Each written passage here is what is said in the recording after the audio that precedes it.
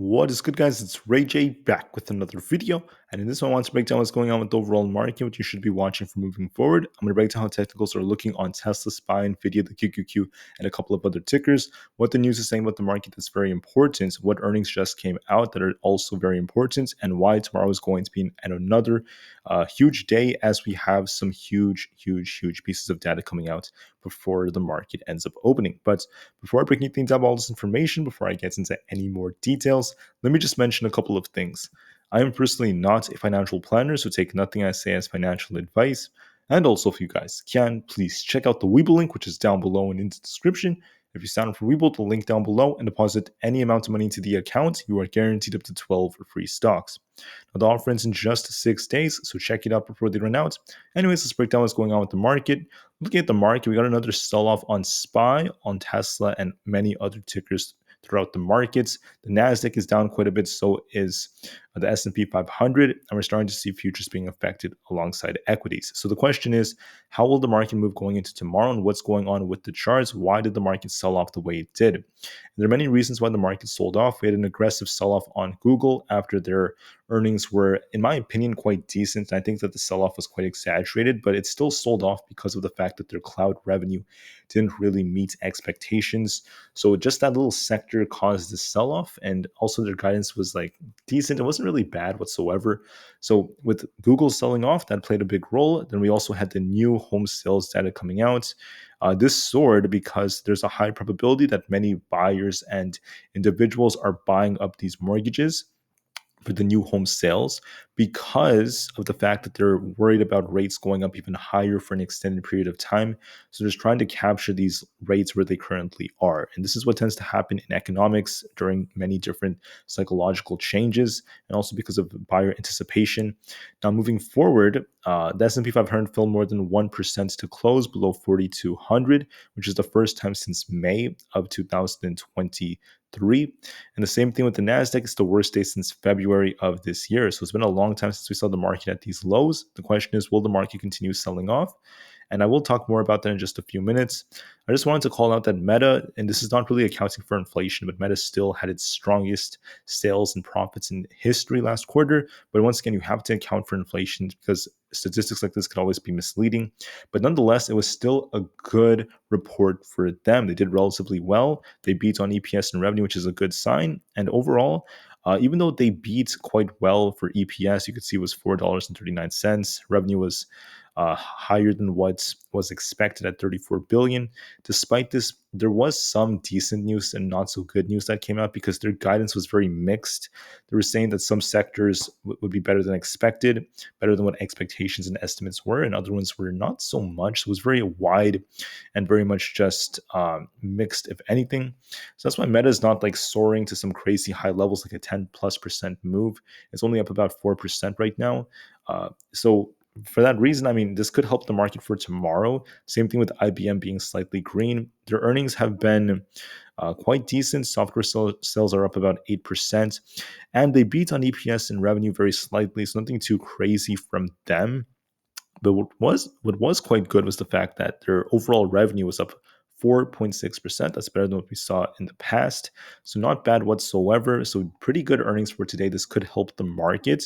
But when it comes to other things affecting us, don't forget that going into tomorrow in the morning, we have UPS and just a couple of others. And then in the afternoon, after the market closes, we have the one and only Amazon reporting earnings. It's going to be the biggest one for the week alongside Intel. It's going to be another big one, but Amazon's going to be huge. So get ready for that. Now, the market is right now very fearful. This could be closer to extreme fear. This has been updated today, just like a couple of minutes ago. And despite that, I think that this should be closer to extreme fear. But either way, the market is still very fearful. Market momentum is extremely fearful alongside these other indicators. But when you look at the stock price breadth, you will notice that when we hit these lows, this tends to be when the market gets ready for a bottom. And we could see some very good buying opportunities for the S&P 500 and etc. as time goes on. So I consider this, very interesting. I don't know if the bottom is in yet. I don't really suspect or like expect it to be in right now. I think it's better to just be open to anything. But I do believe, and I still hold my same notion, that the market is in a bottoming process. You just have to be patient. It could take another few days, another week, or so. But once the market bottoms, we're going to see a very, very nice rally for November and December. But going into 2024, there's going to be what I deem as like a kangaroo market where the market just goes back and forth. Similar to this year, we saw the market, pump very nicely, then come down, then pump and come down. We could see something similar next year. I'm going to talk more about that later on. For now, the market is still down, and there could be more downside. We're just going to focus on that for the time being. All right. Now, looking at tomorrow, we have some very important pieces of information. Before that, I forgot to mention Jerome Powell gave a speech. He didn't really say anything too big, luckily for us, but now the focus goes to the GDP numbers. This is actually going to be super important. So the GDP growth rate is expected to be between 4 and 4.3%. If we see GDP at those highs, this could cause yields to go up like crazy. I want to warn you about that. If yields go up, this could slow the markets down. So we're going to be watching to see what the GDP growth rate is. If it's near the forecast at 4% or below that, so that could be decent for the markets. If it's a little bit too high, right? If it's a little bit too high for Q3, that could cause a slowdown. So be very careful, guys. We'll see what happens with the numbers. And also, initial jobless claims, we want this to be around what the forecast, the consensus has happened to be at 200 to 208,000. If it's way too low, it's going to be a little bad for the markets. If it's too high, that could also be kind of mixed. So we want this to be very close to those expectations.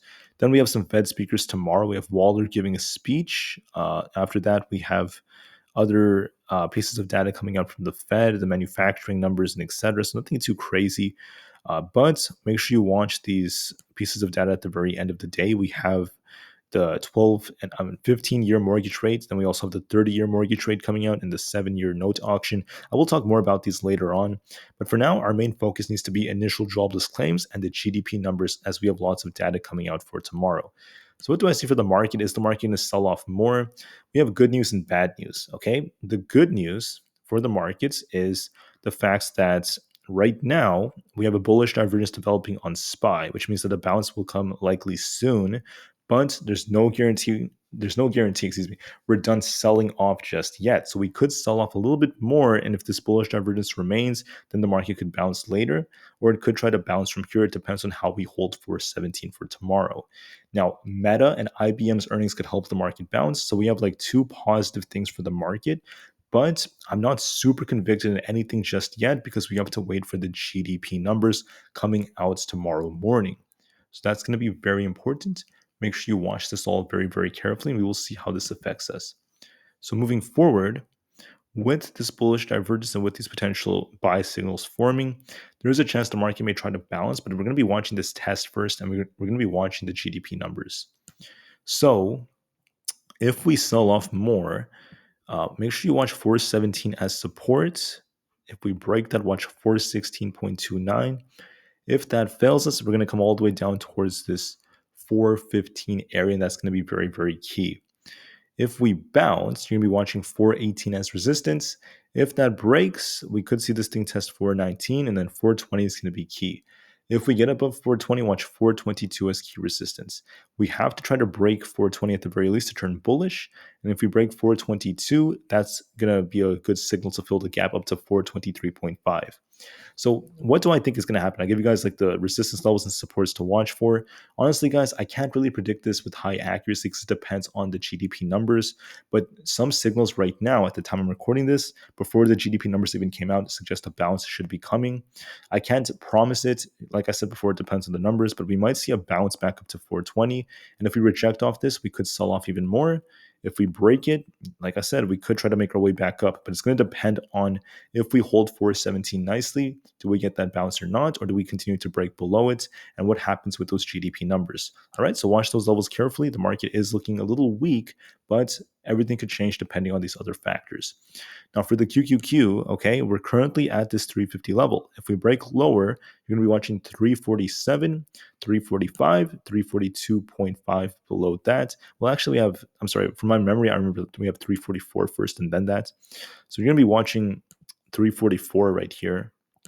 And if we lose this, then we have 342.5. But I'm not going to worry too much about that just yet. Those are going to be some other important levels. For resistance, watch this trend line right here around 352. If we break that, watch 353.5, 355, and then 358 above that. So what is happening to the QQQ? Right now, the triple Q has a bullish divergence, I believe, that's developing on the chart, which suggests there could be a bounce possibly, but no guarantees, guys, because it all depends on other pieces of data. Now, could help the market bounce. That's good for the bulls.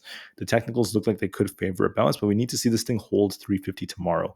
If we hold above 350, we don't break below it, we're going to see this thing rebound towards, in my opinion, towards 355. That's a real possibility. If we end up kind of like shopping around 355 and we break below it, that's going to be another very bearish signal. So watch for that very carefully. Right now, before any data has come out, right, in terms of like GDP numbers and those things, the odds do favor a bounce as of right now. My opinion could change depending on those numbers, but we could see this thing rebound towards 352.5, maybe even 354, and then reject off that and just trade sideways. But then for the much bigger move, whether we sell off more or not, another big factor is going to be GDP. So watch that tomorrow morning. For Nvda is doing something very similar. If you look at Nvda, this is selling off, and we could be heading towards this 407 to 409 area because Nvda is potentially forming a double bottom like structure, and we're going to be watching 410 to see if that holds. So we're going to be watching this carefully. If Nvda loses 407, it's going to start sinking down to 402. If we hold above these levels like 410 to 407 and we see buyers step in, watch for it to try to make its way up back to 420. Now, what is more likely to happen? What's most likely to happen is Nvda could drop a little bit more. Looking at the current technicals, even though it's looking a little weak, we're a little bit more down in the after hours, and it looks like it has this imbalance down here. I could see it come down to 407 to 409. 410 is also another support, but I could see it dropping just a little bit more before a potential bounce just based off technicals alone. So we'll see what the GDP numbers cost for tomorrow, but that is something that's worth noting.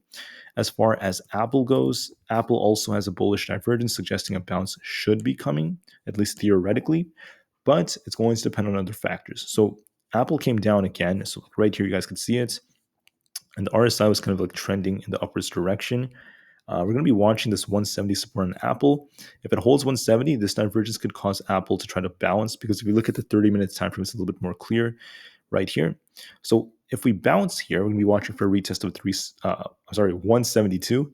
If we break 172, watch it come up to 173.5. If we fail at 170, we could come down to 169 to potentially 167. So watch those levels very carefully. 172 is going to be key. The odds do favor a bounce, right? Looking at technicals just right now, with Meta's earnings, that could help it and other factors like that. But we'll have to wait and see with GDP just to gain more confidence. And then finally for Tesla looks quite decent because Tesla is continuing to sell off, but it's holding up a little bit better than how it was before. It's not really selling off aggressively. So we're going to be watching this gap fill, which I think it just completed the gap fill. But right below that gap fill area, we're going to be watching this support right here at 210. If Tesla loses 210, you're going to be watching 208. And if we lose that, you're going to be watching this thing come down towards 205. It's best to just watch these levels to see how Tesla tries to hold. It's still looking a little bearish. So we're going to be watching these technicals very carefully to see if buyers step in. We could form kind of like a double bottom like pattern right here before trying to bounce. And we'll see if Tesla can establish a higher low. Now, if we try to bounce, watch resistance around this 212 area, 215, 216.8, 220, and then 222.5. The most likely possibility would be Tesla drops a little bit more towards 208 to 205, and then we see buyers step in, try to get it to balance at least temporarily. That's based off technicals right now, but this could all change depending on GDP. All right, guys, so that's pretty much it for the main five I tend to talk about the most. For Microsoft, we're kind of flat right now. This thing looks like it may decline a little bit. It's barely holding its 50 EMA, but seeing how it was holding up and kind of declining for today, we might see a little pop in the morning towards 342.5. Then a rejection, it could actually drop just a little bit towards this EMA. And if it loses it, we could see some downside. So look for a little pop and drop on Microsoft being the most likely possibility. For AMD, we just sold off straight up today. Look for this thing to try to make an attempt to hold support, because I think we're at support right now near 95. We're just below 95. I'm sorry, 94.5. So we could see some buyers trying to defend 94.5 for a little bounce, but if it breaks below that later on, there could be more downsides. Look for a little bounce in the drop. If we lose 94.5, we're going to look even more bearish. It looks more bearish as of right now. Same thing with Netflix. If we lose 405, we're going to be watching it come down towards 393. I'm sorry, 400, then 393 if that fails us. And if we bounce off of it, watch 410. The odds do favor it coming down below that, though. It's looking a little weak to me. Just a couple more before I end the video. If you look at the VIX, got a nice bounce today, but on the daily, I would say that we have a nice looking, uptrend that's still being respected on the VIX, and we're trying to uptrend right now. So we're going to be watching this very carefully. We have a slight bearish divergence as it came down, but so far the VIX is holding up. There's not really a true sign of weakness. The dollar came up as well, contributing to the market sell-off. So we're going to be watching these key resistance levels. It looks a bit more bullish. We do have a bearish divergence that could be forming, but we need to see the dollar break out a little bit more, which could slow the market down. For Coinbase, this came down very nicely, and I don't know if we fully filled this gap yet. We're at support at 78. If we lose it, watch it come down to 72. If we hold it, it could come up towards 80 plus, but the odds do favor the downside. Looking at the daily candle, we could see this thing come down towards 75. Google, still looking kind of weak. We could retest our 20 EMA on the daily, so I could be watching for 120 to be tested before some buyers step in. I'm sorry, so at 122.4, and then we'll be watching it from there. The 10-year treasury yield could pump tomorrow, so we'll see what happens with the GDP numbers. That could send the market lower. And Amazon has earnings soon. It came down quite a bit today after what happened with Google. So we're going to be watching it to try to get back above its 20 EMA. And also it's 200 EMA. If it manages to do so, we could see this thing try to bounce. We have a slight kind of like inverse cup and handle like formation that could drag this a little bit lower, but earnings is going to be key for this. We're going to be watching to see how it looks. Now on the 4-hour time frame, we have a slight bullish divergence that tells me there could be a bounce on it. Even it's looking weak, we want to see this try to get above 125. So watch for an attempt to bounce, but it's still looking weak at the same time. So it could kind of like bounce and then drop. So just be very careful right before its earnings. Meta is currently a little bit flat right now. It looks like Meta is still in its call. So we'll see if this could bounce. But we had some decent earnings with mixed guidance. We'll see how this performs. So just be very patient and we'll see how this moves. Don't be too fixated on one direction just yet. We're just waiting for earnings to play out. But as of right now, earnings are actually looking quite good. So I'm hoping that we see this thing try to balance and get back towards at least 310. But if it fails, it is what it is. Let's just hope Meta tries to bounce. All right. Anyways, guys, thank you for listening. Have a great day, and I'll see you guys in the next one tomorrow morning. Thanks and peace out.